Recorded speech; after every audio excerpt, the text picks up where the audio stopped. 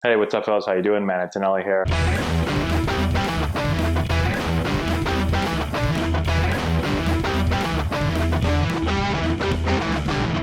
Hey, what's going on, guys? How we doing? Matt Antonelli here. Today we're talking about the difference between minor league helmets and major league helmets. So we're going to get into all those details in a second. Before we do, today's video is sponsored by Rocket Sports. Rocket makes top quality baseball gear and equipment. We use a ton of their stuff with our Antonelli baseball teams. Make sure to go over and check their stuff out. Go to the link below, click on it. It's going to take you over to their site. You're going to get 15% off of your order. So definitely go and check that out. Okay, so let's talk about the difference between these helmets right here, because there is a huge difference, and I get asked a lot about the difference. So we're going to start off here with this minor league helmet. So this helmet right here is my helmet when I was in AAA with the Yankees. So Scranton Wilkes-Barre, you can see it is just humongous. I don't know if you can get the real feel for it, but it is extremely big. You feel like, let me put it on, you feel like a bobblehead doll when you put this thing on. So, I've never gone to space before, but this is what I imagine an astronaut feels like when they I feel like I'm in a different world right now. And so it's not super comfortable. When you look at yourself in the mirror, or even more when you're walking to the plate and it's a sunny day out and you see your shadow, so you're walking to the plate and sometimes you just randomly catch your shadow and all you see is like your head. That's where you feel like a bobblehead doll walking to the plate. So you get a little self-conscious. You don't feel great. I'm sure this thing, if you got hit in the head with this thing, I'm sure that the ball would just bounce off it. And I mean, it might go out of the park. You won't feel anything really with this thing. I mean, it is tons of padding. And I think this is a Rawlings helmet. I think they made the change to this helmet in 2010. If I can remember right. Because I remember when they came out, everyone was like, whoa, like that is a humongous helmet right there. So it's a good amount different from even the past minor league helmets. The other thing that I didn't like about it much was that because it was so huge, when I'd be hitting, sometimes you'd get in your stance, you'd come up, and I used to have my bat would go really close to my head. And I did notice with these helmets that I would come up a lot and I'd hit myself in the head, or sometimes I'd be, in my stance doing this and I'd accidentally, tap myself. And I didn't notice that with other helmets. So with that helmet, you definitely do. But they made you wear it in the minor leagues. Okay, you got to wear it. It's two flaps, so it's got two air flaps. All right, and no one was really happy about it, but that's just kind of the way it was. Now, we're going to talk about the Major League helmet next, and then I'll give you a couple of stories or examples of when you wear each one. So now let's go to the Major League helmet. Okay, so this is my helmet. This is my helmet when I was with the Padres. So all of my Major League games were using this helmet, and then in Major League spring training, I use this helmet as well. All right, and so you can see much different, right? Only one air flap, so doesn't have one on this side.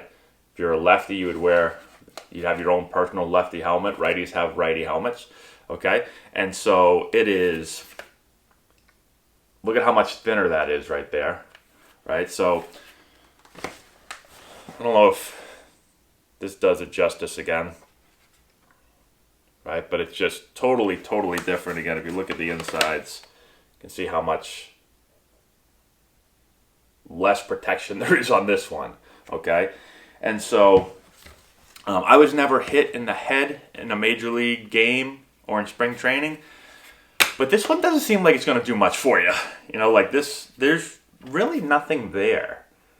And so I'd also say at the major leagues, you're probably not going to get hit in the head as much because guys typically have better command at the major leagues versus in the minor leagues. You might be facing some guy throwing 100 that, some guys, especially in the low minors, throw the ball all over the place. You get balls thrown behind your head, over your head, bounce it to the plate. And so, I probably want more protection in the minor leagues. But it's really interesting how little protection this has. And this is a Rawlings helmet as well, okay? And so, let me just throw this thing on for you real quick. All right, so here, let me talk a couple of things about this helmet. First off, the first time you put this helmet on with only one air flap, right? The very first time I put it on, I said, this is like the most uncomfortable, odd thing I've ever done in my life. Like, when you wear your whole life 2 flaps, 2 air flaps, and then all of a sudden you wear one, it feels extremely, extremely strange. You almost want to go back to the 2 flapped. But after about 2 at-bats, or at least after about a game, when you go back to putting this thing on, I mean, you want to burn this thing after you wear this for, a game. Because then this becomes so, so comfortable. It is absolutely amazing. And so, again, you get the 1 air flap, right? So, it just feels like you can breathe. It's so much thinner. It just feels more comfortable. Again, once you get a little used to it, it does feel a little strange having your air exposed. When you're running the bases, when you're at first, you do have to protect yourself a little bit more if you're going to go back in the first standing up on a pickoff. I mean, the side of your head's exposed, so a ball could hit you. So you see a lot of guys when they go back to first. I don't know if anyone's ever seen them. They kind of put their hand up like this. I've actually been asked a decent amount of times, why do guys cover their head? It's because they don't have an air flap on this side. So that is the one difference, right? You could get hit kind of in the air. But usually, on most plays, the ball, from the catcher and stuff, the ball's coming from this side.